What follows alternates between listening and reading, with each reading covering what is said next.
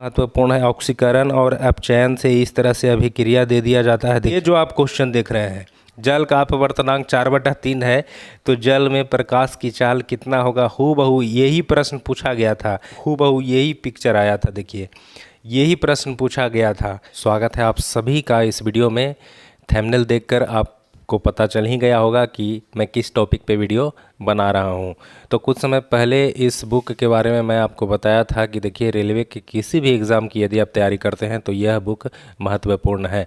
जैसा कि आप जानते हैं कि रेलवे ग्रुप डी एग्ज़ाम चल रहा है और फर्स्ट फेज़ समाप्त हो गया है, सेकेंड फेज़ स्टार्ट हुआ है। तो देखेंगे कि फर्स्ट फेज़ में जो प्रश्न पूछा गया है वह इस बुक में है या नहीं है। तो वीडियो में बने रहिए। देखिए, हम आ गए हैं दर्पण, गोलीय दर्पण से परावर्तन वाले में, और इसमें देखेंगे कि क्या इससे क्वेश्चन पूछा गया है कि नहीं पूछा गया है। तो देखिए, सबसे पहली बात कि इस चैप्टर से प्रत्येक शिफ्ट में क्वेश्चन पूछा गया है। आप एनालिसिस देखते होंगे, अलग अलग चैनल वाले पूरा एनालिसिस दिखा रहे हैं, आपका एग्ज़ाम सेंटर से ही लाइव दिखा रहे हैं। तो ये जो प्रश्न है ना, ये प्रश्न जो आप देख रहे होंगे R = 2F वाला, तो ये हमेशा ये पूछा जा रहा है। इस तरह से पूछा जा रहा है कि गोलीय दर्पण की फोकस दूरी और वक्रता त्रिज्या में क्या संबंध होता है, इस तरह से स्टेटमेंट देकर। तो आगे देख सकते हैं कि ये दर्पण वाले सूत्र जो होता है, यहाँ पर देखिए 1/F = 1/V + 1/U। इससे प्रत्येक शिफ्ट में एक प्रश्न पूछा गया है। तो कहीं ना कहीं ये भी बुक इम्पोर्टेंट है। जैसा कि हमने बताया था, जो भी लोग खरीदे हैं तो उनके लिए ये बहुत फ़ायदा कर रहा है। यहाँ पे दर्पण सूत्र से ये सभी जितने भी है दर्पण सूत्र से ही रिलेटेड है। यहाँ पर देख लीजिए, डायरेक्ट सूत्र ही पूछा गया है। अब इसी में आपका इमेज स्थिति से एक प्रश्न पूछता है। ये देखिए, कहाँ वस्तु रखेंगे तो कहाँ बनेगा और कैसा बनेगा। ये हर एक शिफ्ट में क्वेश्चन पूछा गया है। देख लीजिए, इससे क्वेश्चन हमेशा आया है और इस तरह के भी प्रश्न पूछा गया है, जैसा कि आप देख रहे हैं। देखिए यहाँ पे, तो इस बुक से भी प्रश्न पूछा गया है। चूँकि प्रीवियस पेपर का इसमें सभी प्रश्न है और प्रत्येक चैप्टर से प्रश्न 2018 में पूछा गया था। आवर्धन क्षमता से हमेशा क्वेश्चन आया है। देखिए, आवर्धन क्षमता का पूरा डिटेल यहाँ पे दिया गया है और इसी से इस तरह का क्वेश्चन कहीं ना कहीं क्वेश्चन पूछा गया है। देखिए, तो ये मैं जो दिखा रहा हूँ ये बिल्कुल रियल है। ये सारे प्रश्न पूछे गए अलग अलग शिफ्टों में। ये देखिए, ये जो आप क्वेश्चन देख रहे हैं, जल का अपवर्तनांक 4/3 है, तो जल में प्रकाश की चाल कितना होगा। हूबहू यही प्रश्न पूछा गया था। अब देखिए, ये पिछला बार कहाँ पूछा गया था, आप देख सकते हैं RRB SSE में पूछा गया था। देखिए, येलो पेपर में, और ये इस बार रेलवे ग्रुप डी में प्रश्न पूछा गया है। तो इस तरह से इसका देखिए इतना आंसर आता था। ये हूबहू यही प्रश्न पूछा गया है डायरेक्ट। तो आवर्धन क्षमता से और ये प्रकाश के अपवर्तन से भी क्वेश्चन इसमें मिला है। जितने आगे जाएंगे तो कहीं ना कहीं कंसेप्ट वाले प्रश्न, आपको जो कंसेप्चुअल प्रश्न जिसे बोला जाता है, वही सारा इसमें मिलने वाला है। ये मैं पहले से ही इसको जो है मोड़ के रख दिया हूँ। देखिए पेज को, ये क्या है, देखिए विद्युत परिपथ से प्रश्न, श्रेणी क्रम समानांतर क्रम से हमेशा प्रश्न, ये हूबहू यही पिक्चर आया था। देखिए, यही प्रश्न पूछा गया था कि क्या होगा। तो ये दोनों समानांतर में है, तो समानांतर में पहले इस तरह से ज्ञात करेंगे, फिर श्रेणी में जितना आएगा जो डायरेक्ट 10 उसमें जोड़ देंगे। इस तरह से प्रश्न पूछा जा रहा है। देखिए, तो कहीं ना कहीं ये जो बुक है, ये देखिए कूलाम का नियम, ओम का नियम, ओम के नियम से हर एक शिफ्ट में क्वेश्चन आया है। V = IR से, R = V/I से। ये प्रत्येक शिफ्ट में इससे क्वेश्चन पूछा गया है। कूलाम के नियम से भी क्वेश्चन पूछा गया है। देखिए, तो कहीं ना कहीं इसी चैप्टर से टोटल प्रश्न मिलता है। यदि आप इसको अच्छा से पढ़ लेंगे तो आपका रिजल्ट होने वाला। देखिए, इस तरह के प्रश्न पिक्चर वाला, तो ये सब काफ़ी इम्पोर्टेंट है। हो सकता है कि आने वाले एग्ज़ाम में ये पूछ दे, तो इसे रिवीजन करके आपको जाना चाहिए। अब दोस्तों, इधर विद्युत धारा से भी प्रश्न पूछा गया था। देख लीजिए, विद्युत धारा का इसमें AC और DC से संबंधित क्वेश्चन है। सबसे पहले बताया गया है, ये जो इसका जो दिया रहता है इसके बारे में यही कंसेप्ट को क्लियर करता है। प्रत्येक प्रश्न में ये दिया गया है। देखिए, तो विद्युत धारा से वोल्टेज वाले प्रश्न, और ये जो है धारा की गणना करें, ये सभी प्रश्न पूछे जा रहे हैं अभी। अब चलते हैं दोस्तों आगे। तो फिजिक्स में अब प्रतिरोध से प्रश्न देखिए, प्रतिरोध से भी पूछा गया है। ये वाला प्रश्न पूछा गया है, ये देखिए यहाँ पर प्रतिरोधकता का मात्रक पूछा गया है, ओम मीटर। तो कहीं ना कहीं इसी बुक से पूरे प्रश्न को देखा जा सकता है। ऐसा नहीं कहेंगे कि इसी बुक से पूछा गया है, लेकिन इस बुक में भी वे सभी कंसेप्ट है जो पूछा गया है। ये देखिए, ये जो फार्मूला होता है इससे भी क्वेश्चन पूछा गया है। यहाँ पे श्रेणी क्रम, समानांतर क्रम, टोटल ये देखिए, ये फिगर वही वाला है। तो जितने भी इसमें मैं दिखा रहा हूँ ये कहीं ना कहीं पूछा गया है शिफ्ट में। ऊर्जा से अभी नहीं प्रश्न आने लगा है, अभी नहीं पूछा गया है, लेकिन अभी बहुत सा शिफ्ट बाकी है, वहाँ पूछे जाने की संभावना है। इस तरह से कार्य ऊर्जा शक्ति से अभी प्रश्न नहीं पूछा जा रहा है, लेकिन अभी बहुत सा एग्ज़ाम बाकी है, उससे भी पूछा जाएगा, ऐसा उम्मीद है। अब दोस्तों चलते हैं केमिस्ट्री में, आपको दिखाते हैं कि कहाँ कहाँ से क्वेश्चन आ रहा है।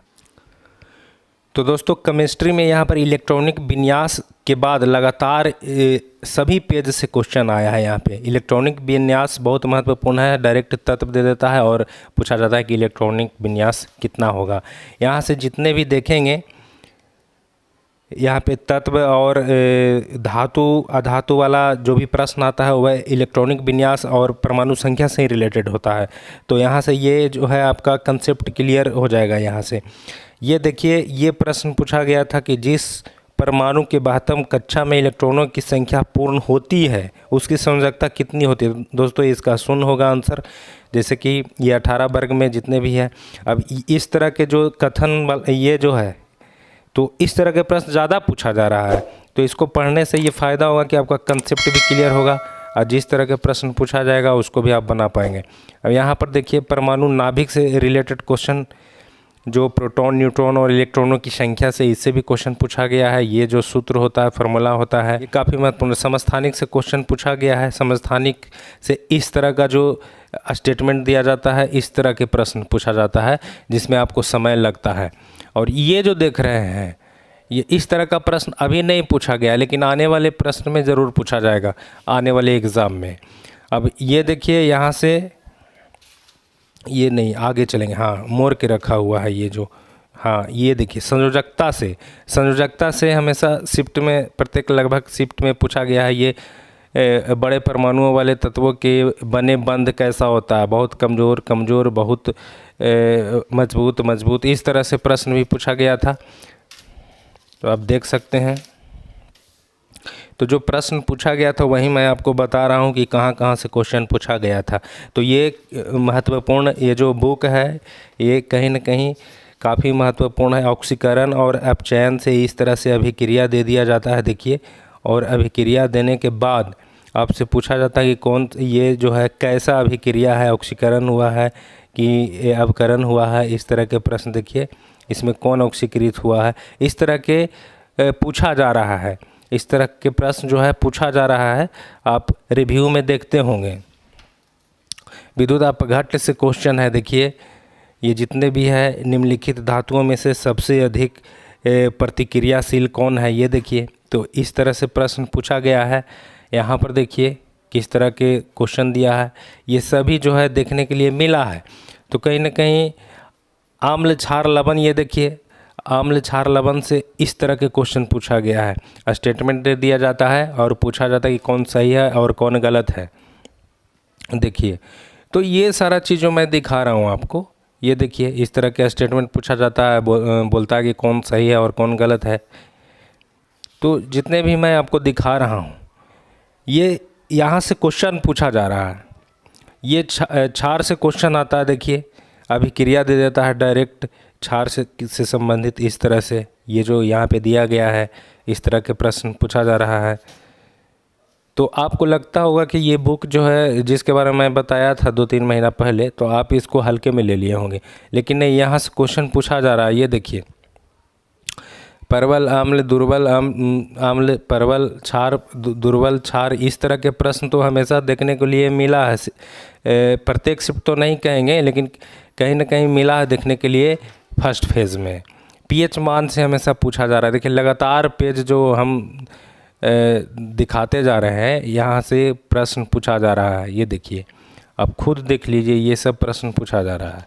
तो हम ये नहीं कहते हैं कि मतलब कि आप किसी और बुक को ना पढ़ें, लेकिन यहाँ ये अगर आपके पास है तो इसको ज़रूर पढ़िए, ठीक है। तो इतना सारा चीज़ दिखा दिए, वीडियो बहुत लंबा हो जाएगा, इसीलिए अब हम वीडियो को क्लोज करते हैं। उभयधर्मी ऑक्साइड से क्वेश्चन हमेशा पूछता है। देखिए आने वाले शिफ्ट में ये ज़रूर पूछने वाला है, क्योंकि इससे अभी तक नहीं पूछा है उभयधर्मी ऑक्साइड से। उसका एल्युमिनियम का ऑक्साइड और जेडन का ऑक्साइड जो है उभयधर्मी होता है, यही सब होता है। तत्वों के वर्गीकरण से क्वेश्चन आ रहा है। देखिए न्यूजीलैंड का ऑक्टेन नियम, और एक है न्यूजीलैंड वाला, और एक कौन है जो ट्रिक नियम दिया था, डोवेरेनर। तो ये दोनों से क्वेश्चन आया है। ये इस तरह का प्रश्न जो इसमें जानकारियाँ दिया गया है, इससे प्रश्न पूछा जाता है। तो ये सभी चीज़ों को आप आराम से, अभी भी टाइम है, समय है आपके पास, आराम से पढ़ सकते हैं। मेंडलीव के आवर्त सारणी से क्वेश्चन आ ही रहा है, आवर्त सारणी से प्रश्न हमेशा पूछा जा रहा है। मोस्ले से भी क्वेश्चन अभी नहीं पूछा जा रहा, लेकिन पूछेगा ज़रूर, क्योंकि अभी बहुत सा शिफ्ट बाकी है। तो इस तरह से जितने भी आगे चलेंगे प्रश्न मिलते जाएगा। तो वीडियो को लंबा नहीं करना है, कहाँ कहाँ से प्रश्न पूछा जा रहा है मैं आपको बता दिया हूँ। अब यदि आपके पास समय है तो अभी से ही आप अपना तैयारी को स्ट्रॉन्ग कर सकते हैं। चलिए दोस्तों, इस वीडियो में जो भी आपको बताया गया है वह बिल्कुल सच्चाई बताया गया है। चलिए मिलते हैं अगले वीडियो में।